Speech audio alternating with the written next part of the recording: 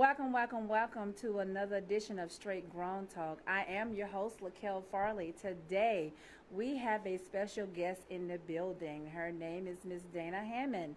But before I get to that, I do want to go and take care of some firsthand business.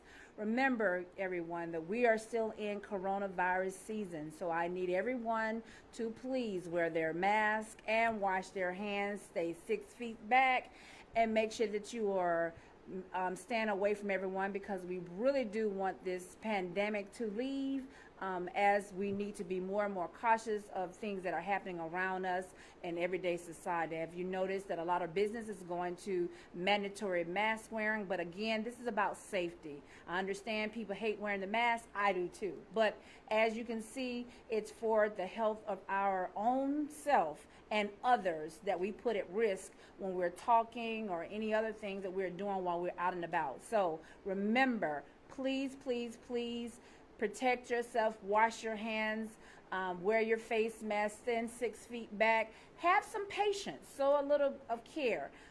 Also remember, go visit your family members. A lot of mental people are going through situations that need just a word of encouragement. Pick up the phone. You don't necessarily have to go see them, but pick up the phone. Do something to uplift. Everyone needs a helping hand at this point. We're seeing more and more people go through heartaches and mental breakdowns and wanting to commit suicide. But again, show just a little bit of time and affection and attention to that person. You never know who life you are saving. So today we're going to talk about a very important issue to me. And before, I have done human trafficking, sex trafficking, kids. I've talked about all those wonderful things. Well, again, today we're going to talk about it. But this time I did a twist.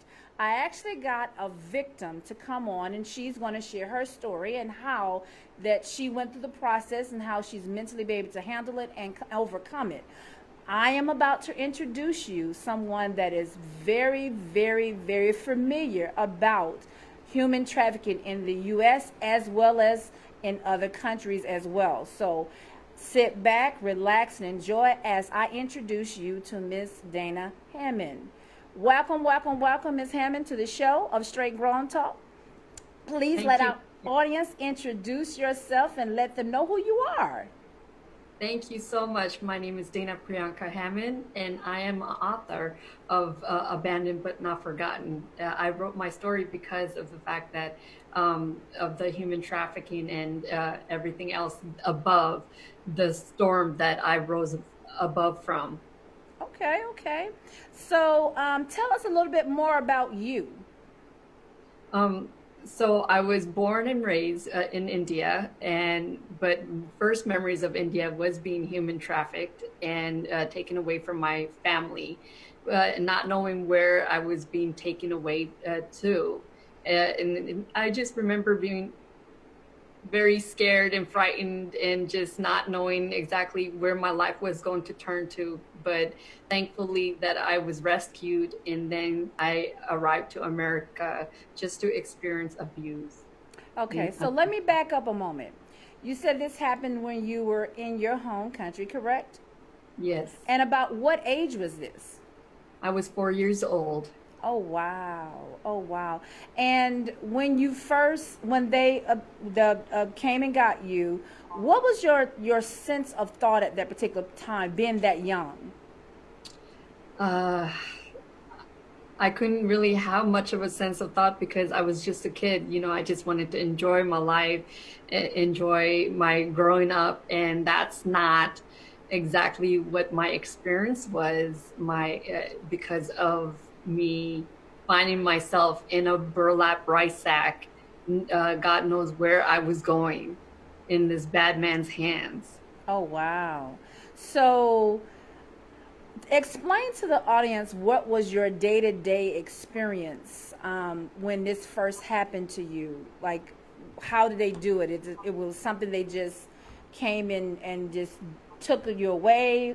What was and how did your parents feel at that time? Do you know that their emotions as well?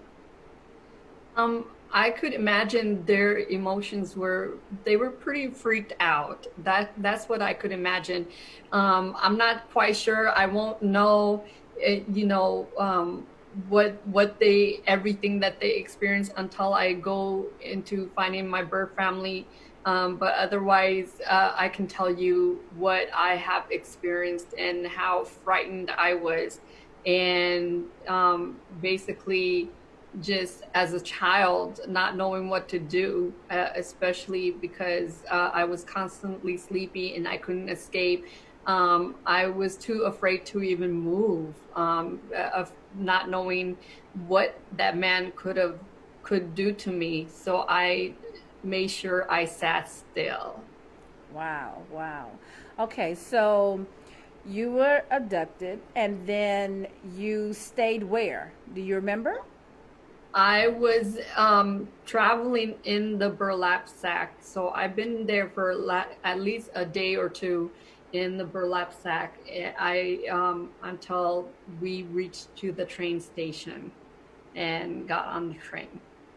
Okay. Did they fix you up any kind of way? Because what I'm hoping to do is I want some young lady to hear your story, and understand what you went through. But I also want to prevent other people from also going through this. I want them to be aware of what they do. So when you went in that train station in those 2 days, did they dress you a certain kind of way? Did they tell you not to say anything? What did they do? No, no. I actually, when I found myself in the rice sack, I was extremely sleepy, so I know chloroform was placed over my mouth Okay. uh, to make me feel tired. So they had a plan, and their plan when they abducted me was to put chloroform over my mouth, and then just I was traveling down the road with them. They were walking on foot until reaching to the train station. Okay. And then you reached the train station. What was the next thing that happened? Wherever we were reaching to, I ended up, I don't know how long I was in that train, um, but we reached to the last destination, and I know it was like pretty much overnight train ride, and I don't know how far I rode, but I made it to Pune, India, and that was my last destination that I arrived to. Oh, wow. Oh, wow. Okay. So once you arrive, what happened then? Once I arrived, police actually at the train station found me and brought me to an orphanage because I just know that what I don't know what took place that frightened the man, but he was no longer with me, and whatever the purpose and the reason was, I was no longer with the bad man, and I was brought to the orphanage. Okay. And then from the orphanage, you were raised, you went to school, you became a young lady. And what other tragic event happened from there? Um, well, because of that first tragic event, I went through another tragic event after the orphanage. I believe I was adoption trafficked, though. My thing is, but I won't fully understand or not understand. I won't fully know until I get to the bottom of it. So when I go on the journey of finding my birth family and find out a little bit more about my background history, I will find out a little bit more if the orphanage was in on it or not. Um, and I got adopted out to America, and then I went through abuse with my first adoptive Oh, parents. wow. And can Yes. you express what happened during that time frame? Oh,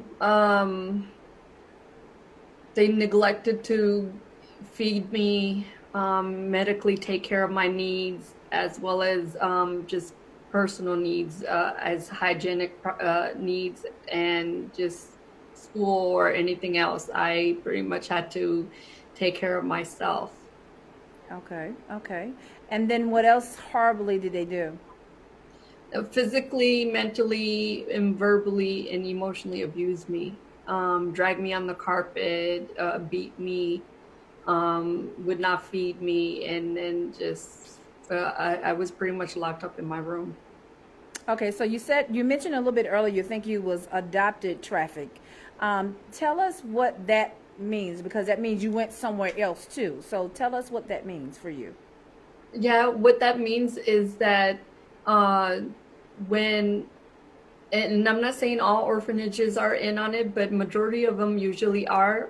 When orphanages, they look for somebody out in the street to go snatch kids from the street or from their family when they're not looking or anywhere else, and then they bring them to the orphanages, and they claim them as abandoned children or children who were rejected or where their family just did not want them.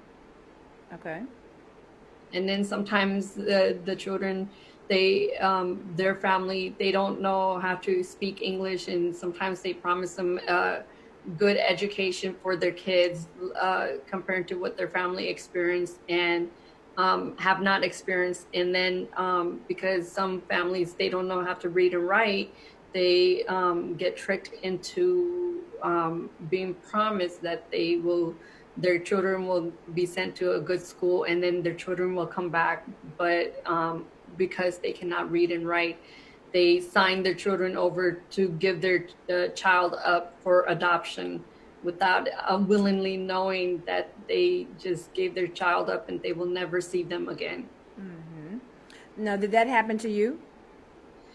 I believe somewhere in the line that that one of whoever the bad man was, because these workers get hired from the street to go searching for children. I believe that when one of the workers that found me, they snatched me from my family, and that's how I got brought to the orphanage. So that's what I'm talking about, that I believe that I was adoption trafficked, because I believe that was my story. So, how long were you in this orphanage?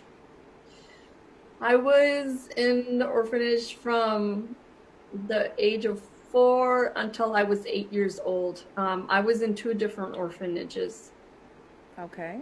And in the second orphanage, did they also do the same thing that the first orphanage do? Their orphanages are orphanages. They're all the same. So it doesn't matter, because if they do the same or not, it's the same status of it. They're looking to getting rid of the kids, and for a child, for adoption trafficking, they get anywhere from $10,000 to $35,000 to be adopted out. And the orphanage? The orphanage. Oh, wow. Repeat those figures again, please. Anywhere from $10,000 to $35,000. Wow. Wow. Wow. Per child. Wow. Wow. That's deep. Why adoption is very, very expensive. Yes. And people don't realize that, some of the things that don't add up in the child's documents, why is it not lining up? Why is it not making any sense? Because they have gotten rid of some of the things. Some of the things don't make sense. They haven't completely told the full truth. So from the moment that you stayed in the second orphanage, what happened after that point? I know you said you was adopted out into a family. Did you stay with that family until you reached the age of 18? What happened? No. I stayed with that family till I was almost 12. I was 11 years old, but I got myself out of the situation because of the abuse. Okay. And I dealt with some serious PTSD because of their failure to really take care of me as a child, and the abuse that I endured from the age of 8 till 11 years old. Okay. And when you left that family, where did you go? I went through shelters and foster homes. So I was pretty much tossed home to home and not stayed in place. Okay. Yeah. Okay. And then from when you turned, age 13, what did you do from that point? I was in foster home. I was in foster home, and at the age of 17, 16, they gave me an option to either be adopted out again or to stay in foster home until I was 18, or to go live out on my own until I was 21 years old, and where they would take care of me. And that was too scary for me. I wasn't ready. And then I chose, of course, to be adopted again because I wanted a family really bad and to be loved. And that's something that I never experienced growing up as a child, was to be loved. Okay. Now this makes the second time that you have been adopted. What was different with the first family? The second family. Did the second family really show you the love and attention that you rightfully wanted and deserved?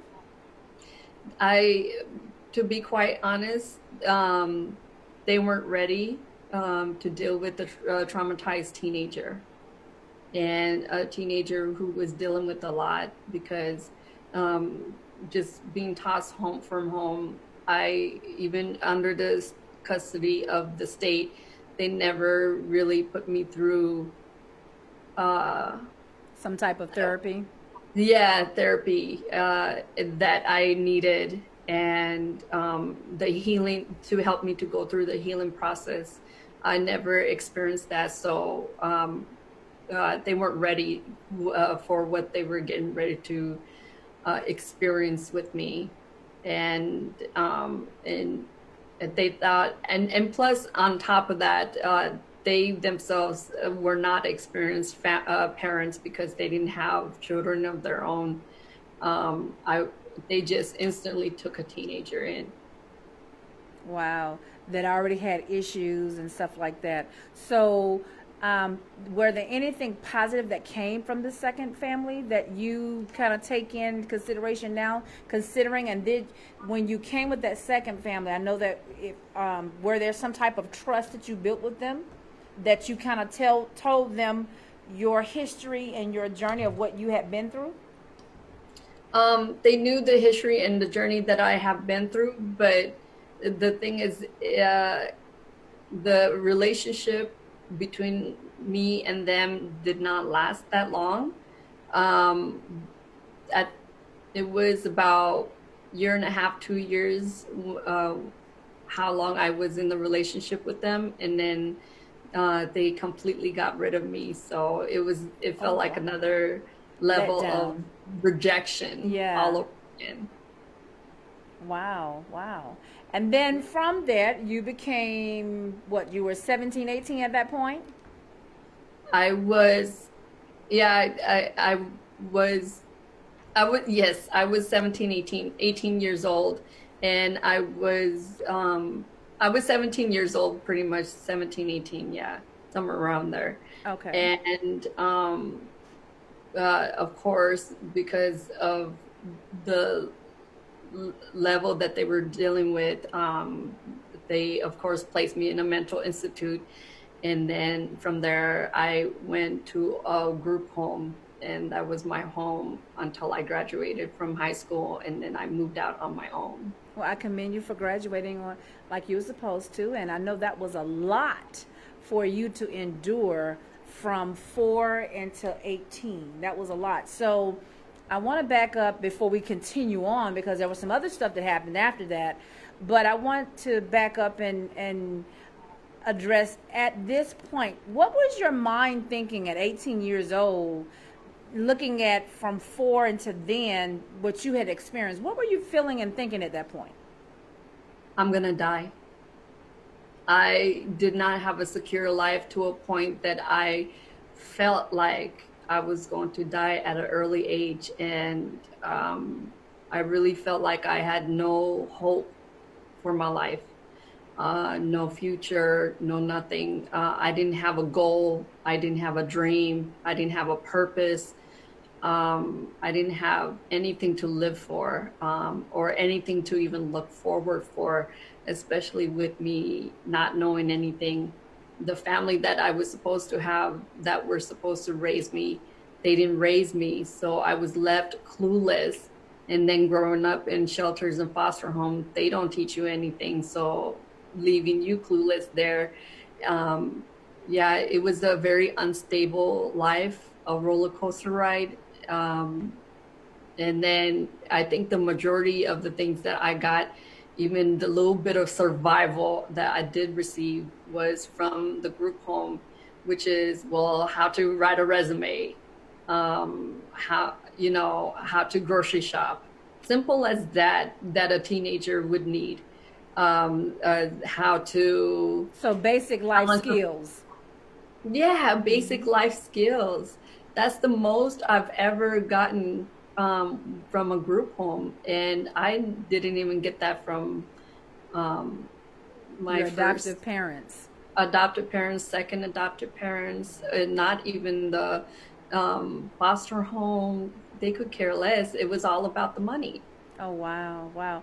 But again, just like you just said, it's a very broad industry, but it's definitely about the money. And a lot of people look at it that way as the extra income, a way to live and survive. And all they have to do is prepare, a place for you to stay. They're not interested in your emotional roller coaster. They're not interested in none of the things that baggage that come with you. They're not even interested in trying to fix the problem with you, which a lot of them could have done. So as we move from 18, moving forward, what happened next? Oh, wow.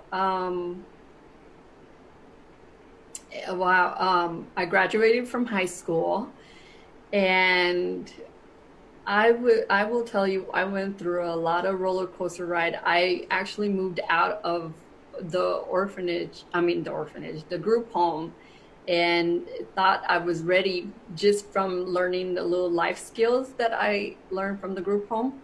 And I thought that was enough to survive on my own, but I faced reality, and that's not even what a young adult even would want to experience, and I was not ready. Wow. But I had to face it. I was not ready, and it was a lot of hard times. I thought I would be able to go to college. I didn't make it, so I dropped out. I thought I would be able to go work full time. So I had to learn to work full time and just earn money, and then trying to figure out where I'm going to stay because rent was too expensive, because minimum wage back then for me was like $7 an hour. Oh, wow. Yeah, $7 an hour. And that was my first job, one of the first jobs that I even tried to keep. And then I had to just figure life skills out on my own and life circumstance. But it happened to be where I met a guy who took advantage of me, and because of my vulnerability and my unstable life, he was able to take advantage of me, and everything went haywire from there. Okay, so let's talk about that. That's what I was about to get into. So you met, my question was going to be, from where you were at the age that you was at, that you began to start trying to figure it out, how was your mindset toward men or anyone of the opposite sex at that point? Because of all the things you had went through, it kind of builds up a fear, like you maybe didn't want to be in the room by yourself with one, or you felt uncomfortable when one sitting next to you. How did that make you feel? And then I heard you say you did meet a young man, and he billed and exploited the fact of what you had gone through your life. So explain that more in detail. You know what? Anybody who comes from unstable life are very not just an unstable life, but because when you're from a foster home or shelter, just coming from that lifestyle, and they don't teach you anything, any kind of that will root you and ground you, anybody can take advantage of you, and you're very prone to getting human trafficked. And so this young man met me, and quote unquote, brought me to introducing me to the Lord, and I was grateful for. But he had alternative motives, and which Oh, is taking wow. advantage of me, and financially, emotionally, and abuse happened. So that's where all that had taken place. So I love telling my young adults that when you're exploring the world, you have to make sure that you are financially stable, and that way no one can take advantage of you, Yes. and you get tricked into something based upon you don't have the means or the accessibility to reach whatever it is that you need. Yes. So with that being said, you stated a little bit earlier that you were making about $7 an hour. You met Yes. a gentleman. He really took advantage of the fact that you was in the state that you were in, and the fact that he knew that you needed another type of mean to get to where you wanted to be. So he introduced you to religion, and Yes. he introduced you to quite other things. What else happened after that? I happened to find out um, he okay, so he used religion to force me to marry him, and out of fear, I did because I thought he was telling the truth, not knowing that because I grew up didn't have not having a mind of my own, a thought of my own, having self control and making right decisions for my own self. I grew up where other people always made decisions for me. Mm-hmm. And so that was a bad thing for me because that's where this young man could Take easily advantage. take advantage of me. Mm-hmm. Yeah. And then I found out that he was not just a womanizer, but he was a child pedophile. Oh, wow. So yeah, I got caught up in with who was not meant for me, but who was somebody who was looking to prey on some who didn't have family members or anyone who that coached them or any kind of just anybody that stabilized them, and who also went after children.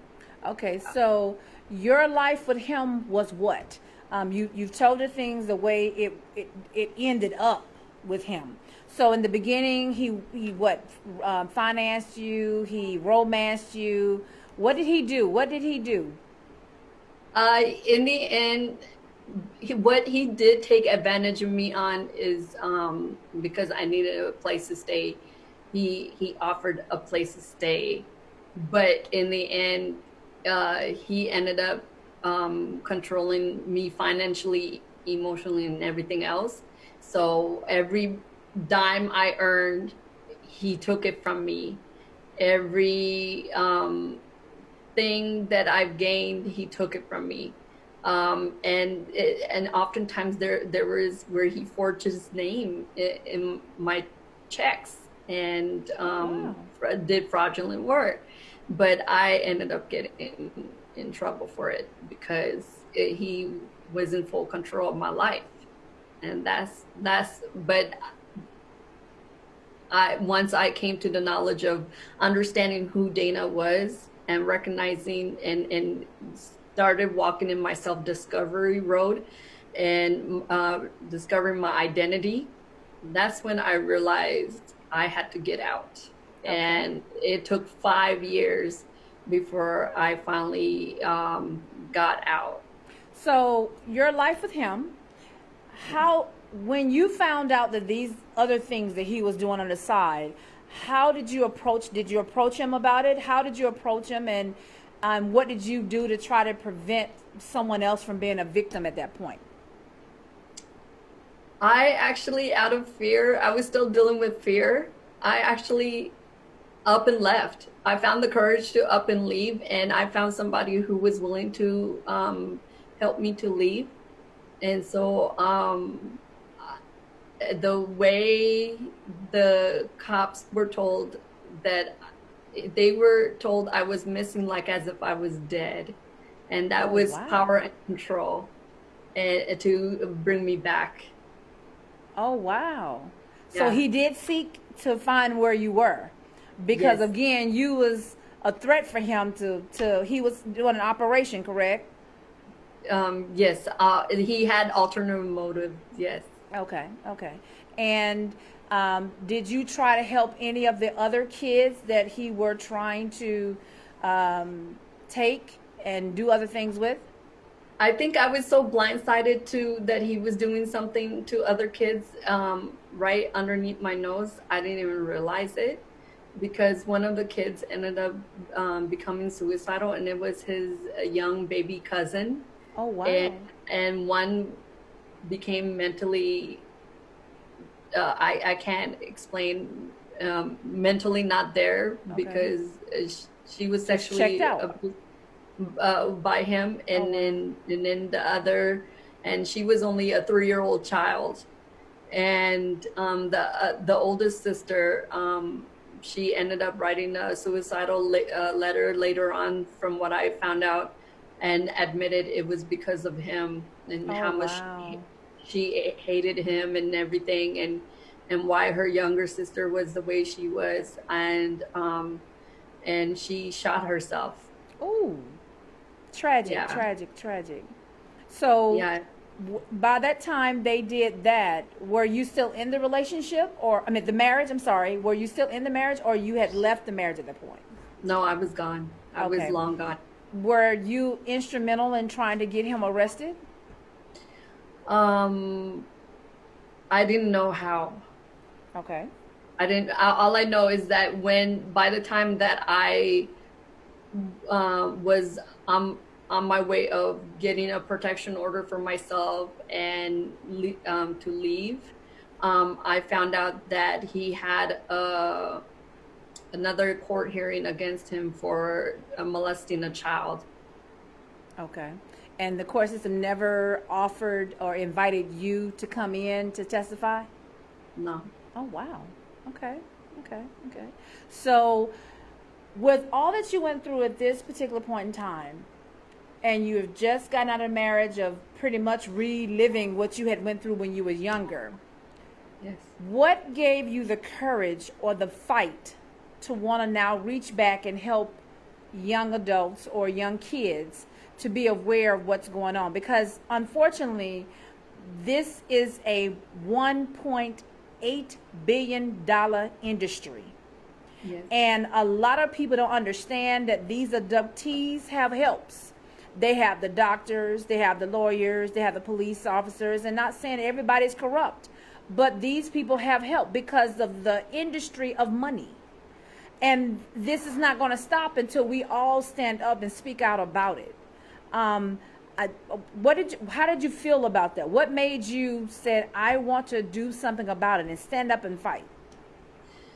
Um, from me not having, first of all, the strength and I just feel like I just have to be the voice for children and for the kids, as well as women. Um, I don't know, there's a drive in me, a passion where I don't want to stop until I keep telling my story and keep helping the young kids, the teenagers, whoever, because I feel like I can relate to them. There's somewhere in the line there's something relatable, the vulnerability, the how it feels when you're in a self-discovery mode, you know, and trying to figure out life out. And I think it's unfair that, especially for young kids and teenagers, there's people out there ready to attack them, especially in their stage of trying to figure life out, and when they need guidance the most. And when they Correct. don't have the security and the guidance the most, they're prone for anything and anyone. Easy prey. Yes. Yes. Right. Yes. Can you run some statistics on our viewers for what is the ratio for being abducted back in India? I don't know the real ratio numbers for that, because the numbers change all the time. And then the numbers that I have seen, it has, I don't think they have the real numbers. That's worldwide. and they give the numbers worldwide. That's from India to America. So, Can you just take out the numbers for India and tell me about a gauge figure? uh, I tried looking for that, but I was not able to really give a real statistic number for that.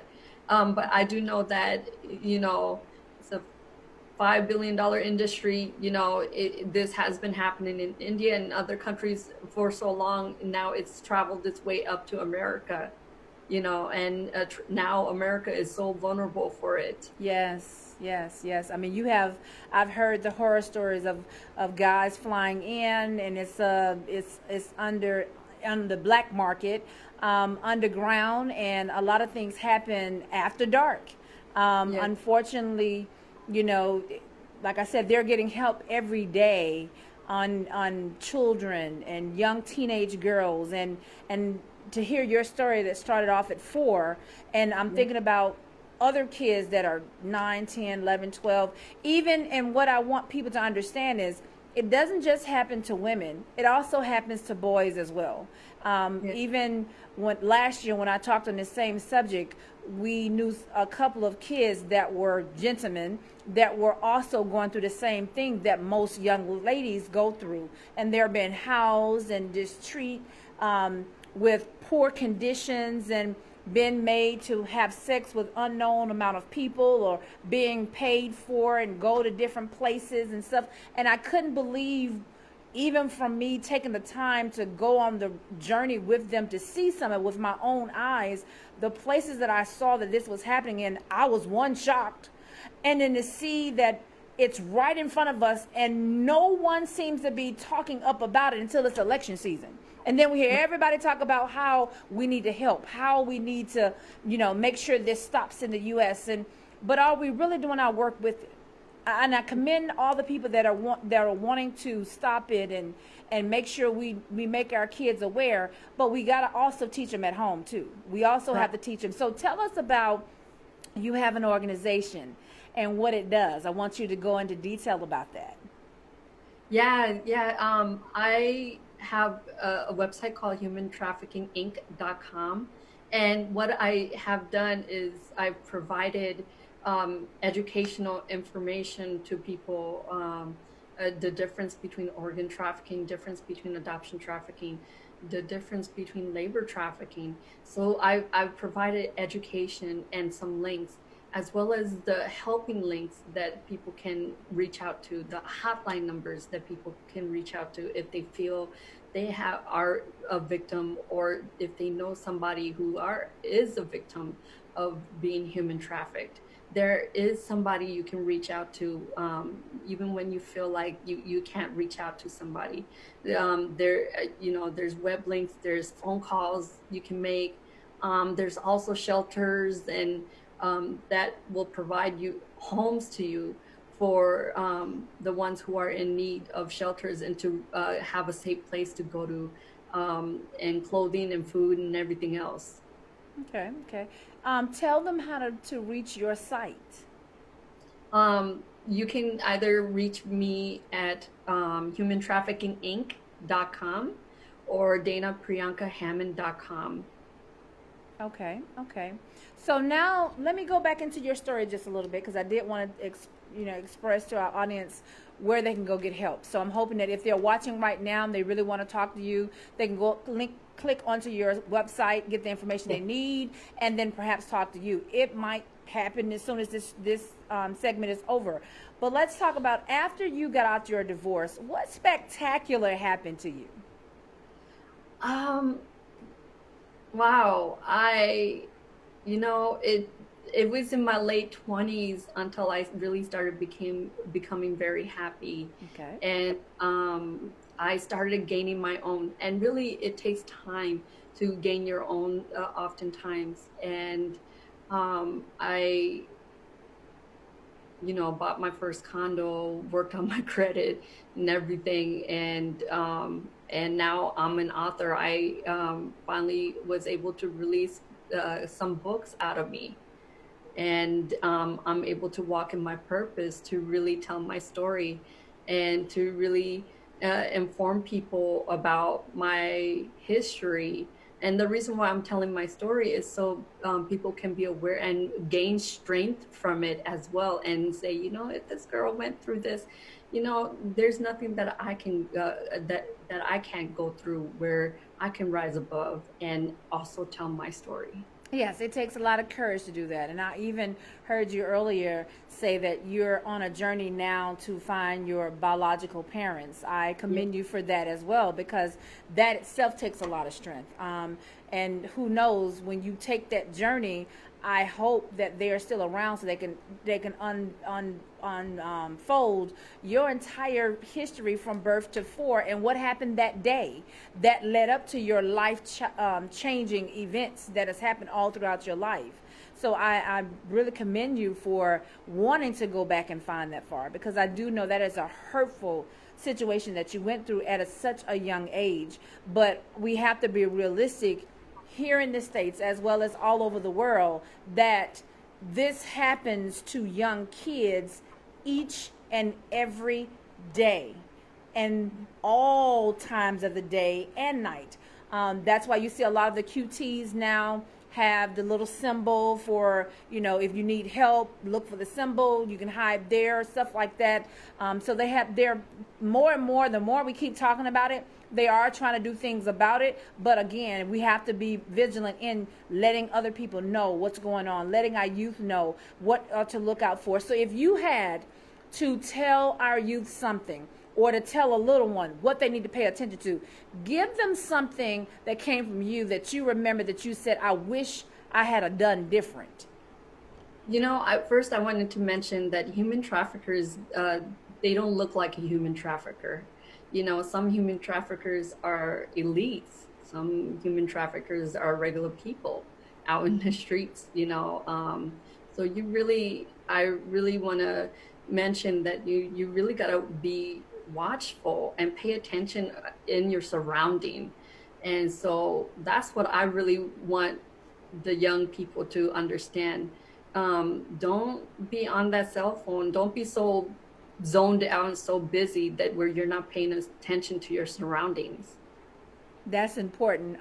That's one of the things I definitely tell my daughters and my kids in regards to being on the phone so much that you're not paying attention to the surroundings around you, because at a split second something can happen, and all it takes is for you to be focused in this phone, and boom, somebody can pickpocket you quickly, somebody can take your purse, somebody can take you. Your whole situation can change in a blink of an eye because you was not paying attention.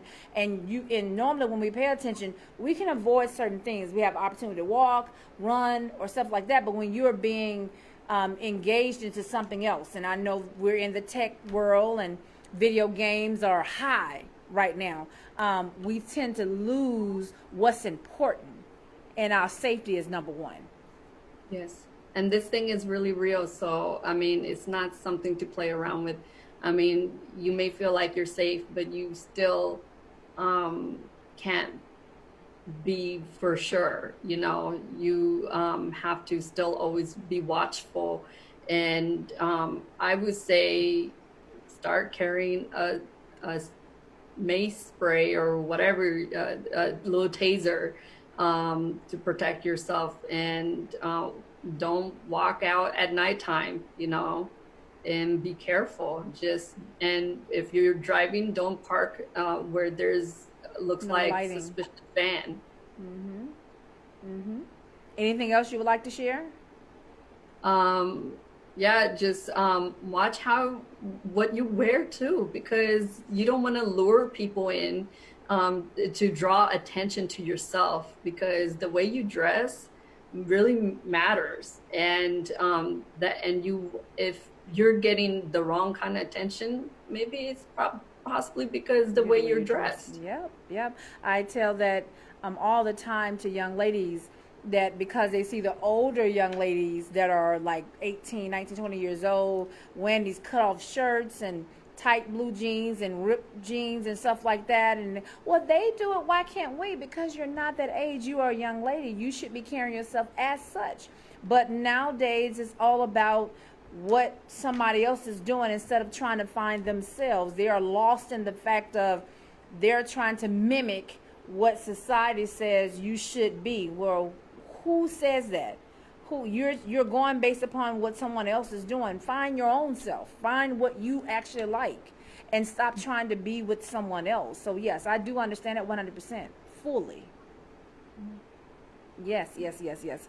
I want to take the time and thank you for coming on and sharing your story.